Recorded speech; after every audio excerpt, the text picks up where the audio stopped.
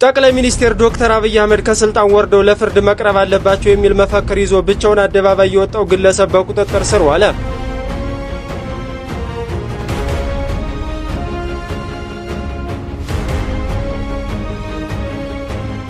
ዛሬ ረፋድ ላይ በአዲስ አበባ መገናኛ አካባቢ ስሙና ሙሉ አድራሻው ለጊዜው ያልታወቀ አንድ ጎልማሳ ጠቅላይ ሚኒስትር አብይ አህመድ ከስልጣን ወርደው ለፍርድ መቅረብ አለባቸው የሚል ግልጽ መፈክር የሰፈረበት ባነር በመያዝ ብቻውን በመውጣት ድምጹን አሰምቷል። አሁን የደረሰን ዜና አለ። ሀገራዊ የምክክር ኮሚሽን የመጨረሻውን የውሳኔ ሐሳብ ይፋ ለማድረግ እየተዘጋጀ ባለበት በዚህን ወቅት የኮሚሽኑ ዋና ኮሚሽነር ፕሮፌሰር መስፍን አራያ አሜሪካን መግባታቸው ተሰማ።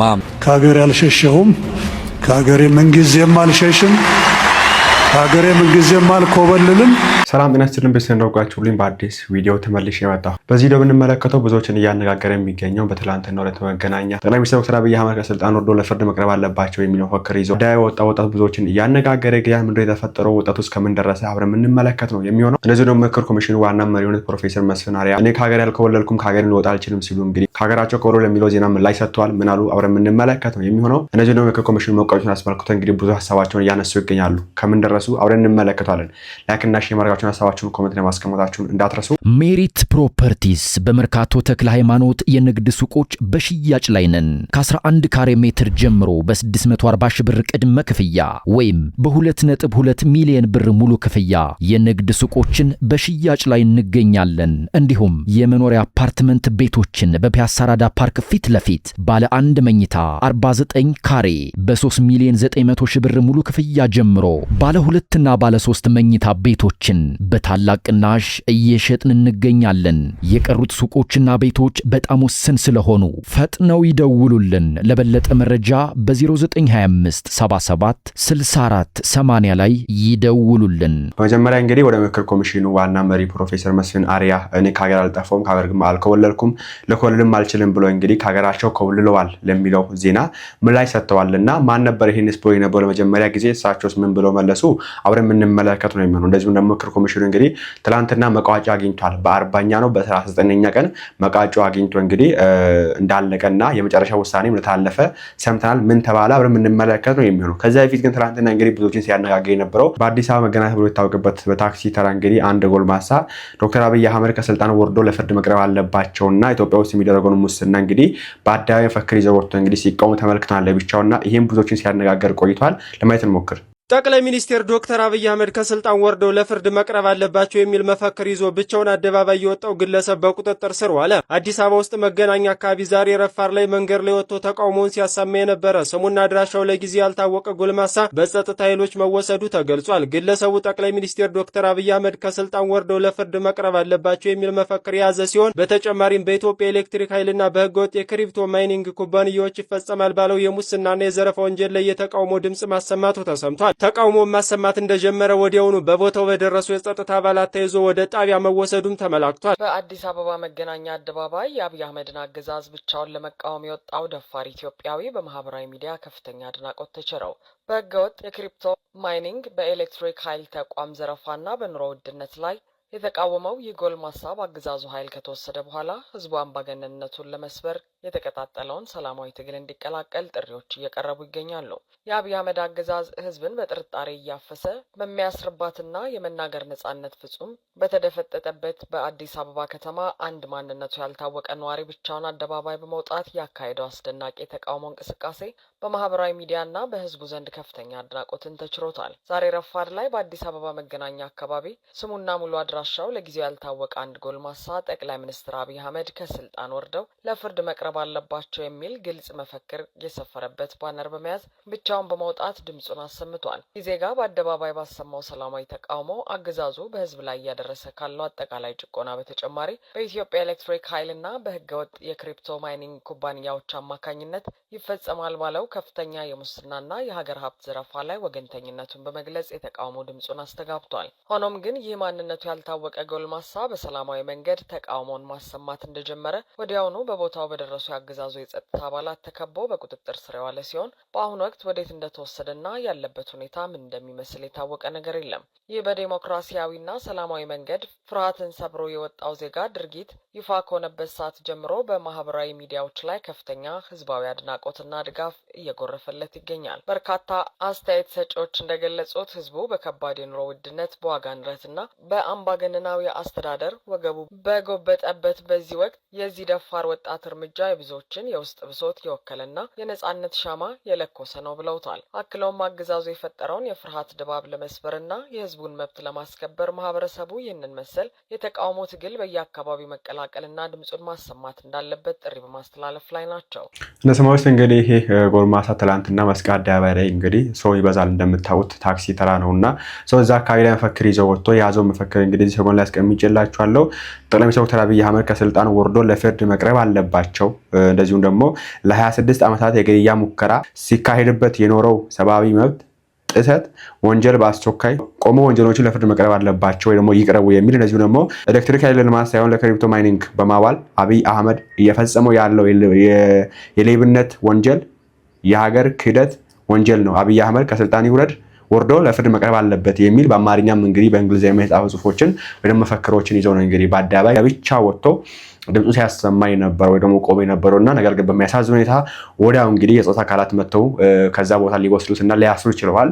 በነገራችን ላይ ይሄ በህገ መንግስቱ መሰረት ደግሞ እንደ ዓለም ህግም እንደ ሀገር ህግም ስንመለከተው ኢትዮጵያ ሆኖ ችግሩ እንጂ እንደ ህግ ስንመለከተው መብቱ ነው። ሰውየው ነፃ ፈቃድ አለው እዚህ ማድረግ። ለምሳሌ ያክል አብይ አህመድ ሺህ ዓመት ይግዛን ብለክ መፈክር ስትወጣ ወንጀል ካልሆነ የምትበረታታ ከሆነ አብይ አህመድ ለስልጣን ይውረድ ብለክ እዛ ስትወጣ ወንጀል የሚሆንበት ምክንያት የለም።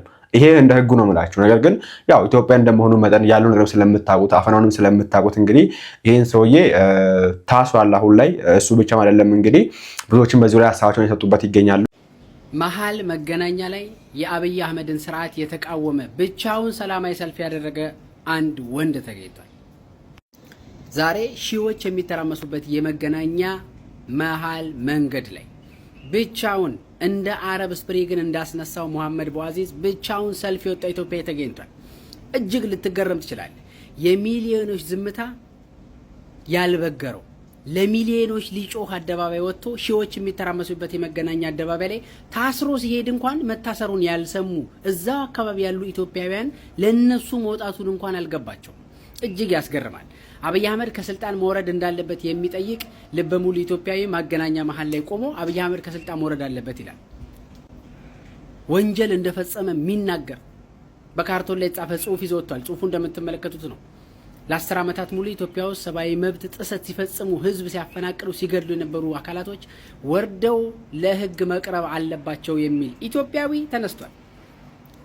ድፍን 100 ምናምን ሚሊዮን ኢትዮጵያዊ በተኛበት ብቻውን ለ100 ሚሊዮን ኢትዮጵያዊ ድምጽ የሆነ ኢትዮጵያዊ ተገኝቷል። የአረብ ስፕሪንግ ያሁሉ አረብ ሀገራትን ያናዘዘው መሐመድ ቡአዚዝ በተባለ አንድ ወጣት ነው። ዛሬም ኢትዮጵያ ውስጥ እንዲህ አይነት ነገሮች አለመለመዳቸው ምክንያት ሆኖ የህዝብ ድንዛዜ ያልበገረው አንድ ወጣት ተገኝቶ ራሱን በዚህ ልክ መግለጹ፣ ደፋር ሆኖ አብይን ለመቃወም ከአደባባይ መውጣቱ ሊያስመሰግነው ይገባል። ሰፊው ህዝብ ከዚህ ምን ይማራል? ከእንቅልፍ መነሳት ነው። ሌላ ታሪክ የለም። እንቅልፍህን በተኛ ቁጥር ድንዛዜ ይበዛል። ድንዛዜ ሰለቸው ወጣት ደግሞ ወጥቶ ይቃወማል። እውነታው ይሄ ነው። መተኛት እስካበዛህ ድረስ ዘላለም አብይ አህመድ ላይ ሲጫወትበት ኖራል። ይሄ እንግዲህ ከጀርባዬ የምትመለከቱት አባት ትላንትና ብቻውን ሰልፍ ወጥቶ ነበረ ፕራይም ሚኒስትር አብይን ተቃውሞ። ፕራይም ሚኒስትር አብይ አምባገነን ነው፣ ከስልጣን ወርዶ ለፍርድ መቅረብ አለበት የሚል መፈክር ይዞ ብቻውን ሰላማዊ ሰልፍ ወጥቶ ነበር። ማንንም አልነካም። መፈክር ይዞ ብቻውን ነው ሰልፍ የወጣው። ከዛ በኋላ እንግዲህ በጸጥታ ኃይሎች ተይዞ ወደ እስር ቤት እንደተወሰደ መረጃዎችን ወይም ደግሞ ዘገባዎችን ሰምተናል። ይሄ ነገር እንግዲህ ዲሞክራሲን በተለማመዱ አንዳንድ ሀገሮች በጣም የተለመደና ኖርማል ነገር ነው። ለምሳሌ አሜሪካ አይደለም ተራ መንገድ ላይ ዋይት ሃውስ ወይም ደግሞ ቤተመንግስት ደጃፍ ላይ ትራምፕ ዲክታተር ነው ከስልጣን ወርዶ ለፍርድ መቅረብ አለበት የሚል ባነር ይዘህ እንኳን ቤተመንግስት ደጃፍ ብትቆም ማንም ሰው አይነካም። ስለዚህ የኛ ዲሞክራሲ ምን አይነት ዲሞክራሲ ነው? ዲሞክራሲ ወይም ደግሞ ዲሞክራሲ የሚለውን ጽንሰ ሐሳብ እንደወረደ ከተቀበልነው፣ ሳይሸራረፍ ከተቀበልነው፣ ያንንም ለመተግበር እየሰራን ከሆነ የኛ ዲሞክራሲ የቱ ጋር እንዳለ ማሳያ አንድ ግለሰብ ተራ ግለሰብ አንድ መፈክር ይዞ ህዝብ ወዳለበት መንገድ ላይ ስለወጣ ብቻ የምናፍንና የምናስር ሰዎች አስቡት። እንደዚህ አይነት መፈክር የያዙ ብዙ ሰዎች ደግሞ አደባባይ ቢወጡ የሚደርስባቸውን ካሁኑ ማሰብ እንችላለን። ይሄ ማለት ግለሰብ እንኳን ብቻውን መሰለፍ ካልቻለ እንደ ህብረተሰብ ወይም ደግሞ በማህበር ተደራጅተ ሰላማዊ ሰልፍ ወይም ደግሞ የተቃውሞ ሰልፍ የማድረግ መብት የለህም የሚለውን ነገር በደንብ አድርጎ ያስረዳል። ስለዚህ ሰውየው ያለው ነገር ትክክል ነው። ሀገሪቷ እየተመራች ያለችው በአምባገነን መንግስት እንደሆነ አስረግጦ ያሳያል። አምባገነን ካልሆነ መንግስታችን አንድ ሰው ብቻውንና ምንም አይነት ሰውን የሚጎዳ መሳሪያ ሳይታጠቅ መፈክር ብቻ ይዞ አደባባይ ስለወጣ ወስዳ የምታስረው ከሆነ ሪሊ ሀገሪቷ እየተመራች ያለችው በአምባገነን መንግስት መሆኑን ከዚህ በላይ ምንም ማሳያ ይኖራል ብዬ አላስብም። ለማንኛውም እኔ የሰውየው አድናቂ ነኝ። ይመቸው። ለሰማዎች ነው። ኤኒዌይስ እንግዲህ ይሄን ሰውዬ አስመልክቶ የሚወጣ አዲስ መረጃ ካለ ሰውዬው በህይወት ከተረፈ ከታሰረ ለምን ይሄን እንዳደረገ ከሰጠና ከየት ነው የመጣው ሰውዬው የሚል ነገር ኤኒዌይስ እሱን ሙሉ በሙሉ ስለዚህ ሰውዬ አዲስ መረጃ ካለ ኤኒ ታይም ላይ ይዤላችሁ የምቀርብ ነው የሚሆነው። እናንተስ ምን ተሰማችሁ? አንድ ለብቻው ነው እንግዲህ እንደምታውቁት ኢትዮጵያ ውስጥ አይፈቀድ እንደዚህ አይነት ነገር ሰላማዊ ሰልፍ አይፈቀድም። እንዲሁም ታጥቃችሁ ትታገሉ ነው መንግስት እውቅና የሚሰጣችሁ እንዲሁም ጫካ ስትገቡ ነውና፣ ነገር ግን በሰላማዊ መንገድ ድምጻችሁ ስታሰሙ አይደለም እንዲህ በአካል ወጣችሁ ሚዲያ ላይ ራሱ እንደ አበባ አካሉ ማለት ነውና እና አበባ አካሉን ጨምሮ ብዙ ታስሮ ነው የሚገኙትና በሚዲያ ድምጻቸው ስላሰሙ ነው መንግስት ይሄ ልክ አይደለም እየሰራ ያለው ግን ይሄ ልክ ነው ብሎ ሁለቱንም እንግዲህ ባላንስ አድርጎ ለመሄድ የሚሞክሩ ሰዎችን እንኳን የታሰሩ የሚገኙበት ሁኔታ እንግዲህ ይሄ ጎልማሳ ለብቻው ድምጹን ያሰማው ነገር ግን አሁን ላይ እንደ ታሰረ የተመለከተ የምንገኘው እና እናንተስ በዚህ ጉዳይ ምን ታስባላችሁ? ትክክል ወይስ ትክክል አይደለም? ስለ ወጣቱስ ምን ትላላችሁ? ነው ነገር ሀሳባችሁን በኮሜንት ላይ አስፍሩልኝ። ቀጣይ የምንመለከተው እንግዲህ እንደምታስታውስ ምክክር ኮሚሽኑ ዋና መሪ የሆኑት ፕሮፌሰር መስፍን አርአያ ከሀገር ወጡ ከወለሉ ይህም የሆነበት ምክንያት በአዲስ አበባ ምክንያት ደግሞ በአዲስ አበባ ጉዳይ ስላልተግባቡ ነው የሚል ነው። በአዲስ አበባ ጉዳይ ላይ ሌላ ቪዲዮ ስላላችኋለሁ በአጠቃላይ ስለ አዲስ አበባ ብቻ ማለት ነው። ነገር ግን ፕሮፌሰር መስፍን አርአያ ሀገር ኮብልለዋል የሚል ዜና ሲሰራጭ እንደነበረ የምታስታውስ ነገር ነው። እኛም እንግዲህ እዚያ አምተን አይተን ሪአክት አድርገንበት ነበር። ይህም ዜና እንግዲህ ለመጀመሪያ የሰራው አንከር ሚዲያ ነው። ለማስታወስ ያክል ይሄኛው ሰላም ጤና ይስጥልን ተመልካቾቻችን፣ ከአንከር ሚዲያ ክብሮ ሰላምታችንን እናቀርባለን። አሁን የደረሰን ዜና አለ። ሀገራዊ የምክክር ኮሚሽን የመጨረሻውን የውሳኔ ሐሳብ ይፋ ለማድረግ እየተዘጋጀ ባለበት በዚህን ወቅት የኮሚሽኑ ዋና ኮሚሽነር ፕሮፌሰር መስፍን አርአያ አሜሪካን መግባታቸው ተሰማ። ለጊዜው የተሰጠው ምክንያት በቤተሰብ ጉዳይ የሚል እንደሆነ አንከር ሚዲያ የደረሰው መረጃ ያመለክታል። እዚህ አሜሪካን በዋሽንግተን ዲሲ አካባቢ ከትላንት በስቲያ መግባታቸው የተገለጸው የምክክር ኮሚሽኑ ዋና ኮሚሽነር ፕሮፌሰር መስፍን አርአያ በአዲስ አበባ ጉዳይ ከኦህዴድ ብልጽግና ባለስልጣናት ጋር ከፍተኛ ውዝግብ ውስጥ መሰንበታቸውንም የገለጹት የአንከር ሚዲያ ምንጮች ከሀገር የወጡበት ትክክለኛ ምክንያትም ከዚሁ ጋር የተያዘ ሊሆን እንደሚችል ጠቁመዋል። ከሀገር ሲወጡ በብልጽግናው አገዛዝ መልካም ፍቃድ ይሆን በሌላ መንገድ የታወቀ ነገር የለም። ከአንድ ወር በላይ የዘለቀው የምክክር ኮሚሽኑ ጉባኤ የመጨረሻው ዕለት ረቡዕ ይፋዊ መግለጫ ከመሰጠቱ በፊት ከሀገር መውጣታቸው ከቤተሰብ ጉዳይ አሊያም ከጤና ጋር የተያያዘ እንዳልሆነና ለረጅም ጊዜያት ከኦህዴድ ብልጽግና ከፍተኛ ባለስልጣናት ጋር የተፈጠረው የሻከረ ግንኙነትን ተከትሎ በመጨረሻው ሰዓት ከኮሚሽኑ ሂደት ተለይተው አሜሪካን መግባታቸውን ለማረጋገጥ ተችሏል። ባልተለመደ ሁኔታ ተከታታይ መግለጫዎችን እየሰጡ ያሉት ምክትል ኮሚሽነር ወይዘሮ ሂሩት ገብረስላሴ ሲሆኑ እኚህ ሴት የኦህዴድ ብልጽግናን ተልዕኮ በማንገብ በዋናነት ሂደቱን ሲመሩ እንደነበረ ከዚህ ቀደም መዘገባችን የሚታወስ ነው። አንከር ሚዲያ ፕሮፌሰር መስፍን አርአያ ከኦህዴድ ብልጽግና አገዛዝ ጋር በተፈጠረ አለመግባባት ከሀገር ለመውጣት መገደዳቸውን በተመለከተ ተጨማሪ መረጃዎችን ለማግኘት ጥረት እያደረገ ይገኛል። በዚህን ወሳኝ ወቅት የኮሚሽኑ የመጨረሻ ይፋዊ መግለጫ ሊሰጥ 2 ቀናት ሲቀሩት ወደ አሜሪካ መምጣታቸው በሂደቱና በውጤቱ በተለይም ከአዲስ አበባ ጋር በተያያዘ የኦህዴድ ብልጽግና አገዛዝ የኢትዮጵያን ሕዝብ ፍላጎት በመደፍለቅ ተፈጻሚ ሊያደርገው ያቀደውን ተልዕኮ በመቃወም እንደሆነ የሚያሳዩ መረጃዎች እየወጡ ናቸው። ተመልካቾቻችን ስለ ፕሮፌሰር መስፍን አርአያ የአሜሪካ ጉዞን በተመለከተ ተጨማሪ መረጃ እንዳገኘን የምንመለስ ይሆናል። እንደሰማሁት ነው እንግዲህ በአዲስ አበባ ጉዳይ ከብልጽግና ፓርቲ ጋር ወይ ደግሞ ከመንግስት አካላት ጋር ስላልተስማማ ከሀገር ወጥቷል። እንደዚሁ ደግሞ ከመንግስት ሰጠን ምክንያት ደግሞ ከሚመለከታቸው ከቅርብ ሰዎች ሰጠን ምክንያት ደግሞ ለሀዘን ወጣ የሚለው ነገር ግን ከውስጥ ምንጮች እንዳገኘ ነው ከሆነ የወጣው ጠፍቶ ነው ቀድሜ ልውጣ ብሎ ነው የሚል ነገር ነው። ይሄ የተባለበት ምክንያት የራሱ የሆነ ምክንያት አለ። እንደምታውቁት እንግዲህ የምክክር ኮሚሽኑ መግለጫው ወይ ደግሞ የምክክር ኮሚሽኑ መጨረሻ ማጠቃለያ ውሳኔ ሐሙስ ይወጣል ሲባል ወይ አሚን ሮብ ይወጣል ሲባል እሳቸው ማክሰኞ ደግሞ ሰኞ ከሀገር መውጣታቸው ነው ይሄን ያስባለውና ነገር ግን እንግዲህ ትላንትና ነው የተጠቃለለው። ሮብ ያልቃል ተብሎ የነበረው የምክክር ኮሚሽን ትላንትና ቅዳሜ ነው ያለቀውና እንዲህ ብለዋል እዛ ላይ ተገኝተው። ሜሪት ፕሮፐርቲስ በመርካቶ ተክለ ሃይማኖት የንግድ ሱቆች በሽያጭ ላይ ነን። ከ11 ካሬ ሜትር ጀምሮ በ640 ሺህ ብር ቅድመ ክፍያ ወይም በ2.2 ሚሊዮን ብር ሙሉ ክፍያ የንግድ ሱቆችን በሽያጭ ላይ እንገኛለን። እንዲሁም የመኖሪያ አፓርትመንት ቤቶችን በፒያሳ ራዳ ፓርክ ፊት ለፊት ባለ 1 መኝታ 49 ካሬ በ3 ሚሊዮን 900 ሺህ ብር ሙሉ ክፍያ ጀምሮ ባለ 2 እና ባለ 3 መኝታ ቤቶችን በታላቅ ቅናሽ እየሸጥን እንገኛለን። የቀሩት ሱቆችና ቤቶች በጣም ውስን ስለሆኑ ፈጥነው ይደውሉልን። ለበለጠ መረጃ በ0925 77 64 80 ላይ ይደውሉልን። ክቡር ፕሮፌሰር መስፍን አርአያ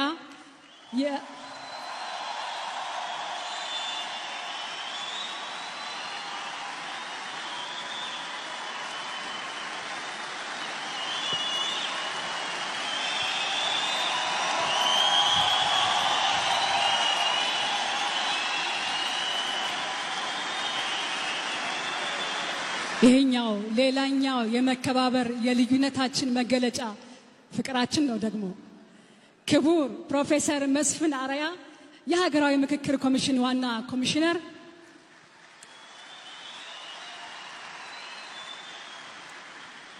የነበርኩበትን ሁኔታ ተረድታችሁኛል። ከሀገሬ አልሸሸሁም፣ ከሀገሬ ምንጊዜም አልሸሽም፣ ከሀገሬ ምንጊዜም አልኮበልልም።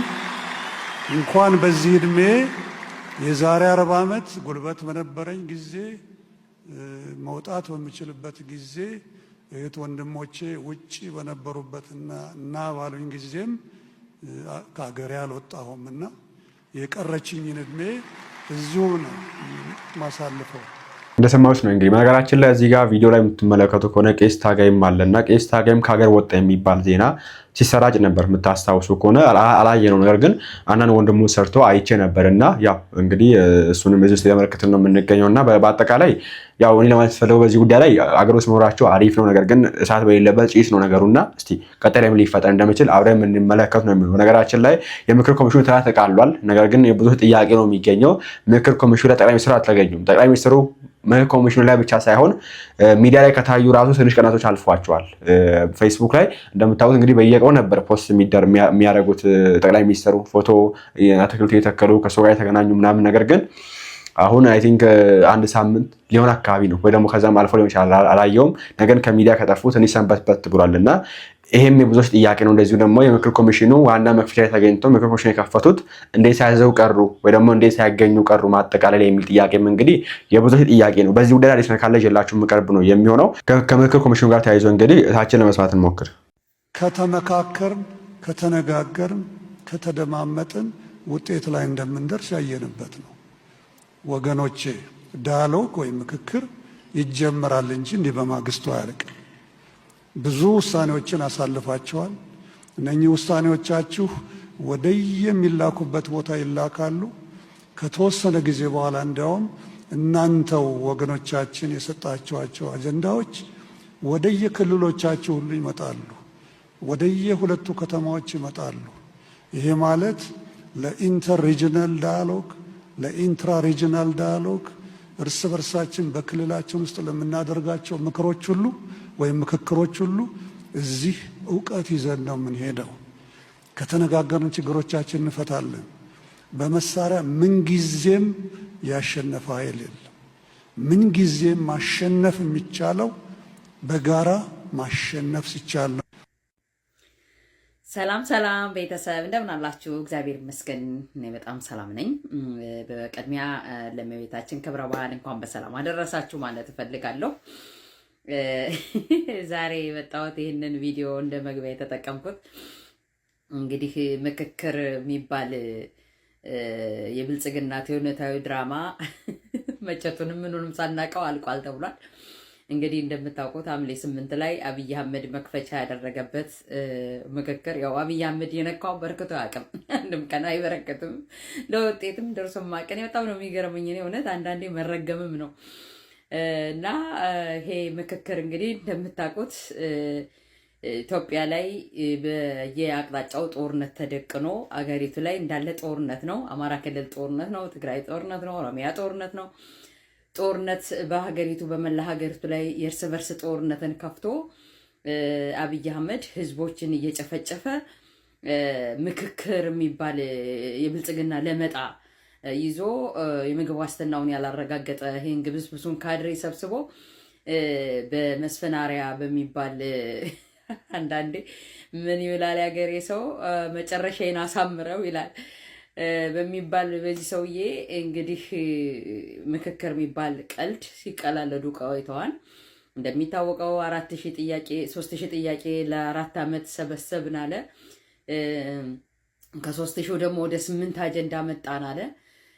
8ቱ አጀንዳዎችን በዝርዝር አስቀመጠ። ከ8ቱ አጀንዳዎች ውስጥ ደግሞ በምክክሩ ውስጥ እንግዲህ በሚሉት እንኳን እነሱ በሚሉት መድረክ እንኳን ምን ተባለ ምን ተወሰነ ሲባል ደግሞ መጨረሻ ላይ 400 ጥያቄ ሆነው ተወልደው ተገኘ። 8ቱ ጥያቄ ወደ 400 ጥያቄ በምክክሩ ሰዓት ወልዶ ተገኘ አሉ። ከተወለዱት ልጆች እንግዲህ መስፍን አርአያ ኮሚሽን ምክክር እያለ ሲያስወልዷቸው ከሰነበቱት ልጆች የመጣ ይሁን ጥያቄው አላወቅንም። 8 አጀንዳ ሊዘን ገባን ብለው 400 ጉዳዮችና 400 አጀንዳዎች ላይ ስንወያይ ቆይተን በ396ቱ ተግባብተን በቀሪዎቹ በአራቱ በይደር አለፈ። በ99 ግን ውሳኔ ያሳለፍን ይላሉ።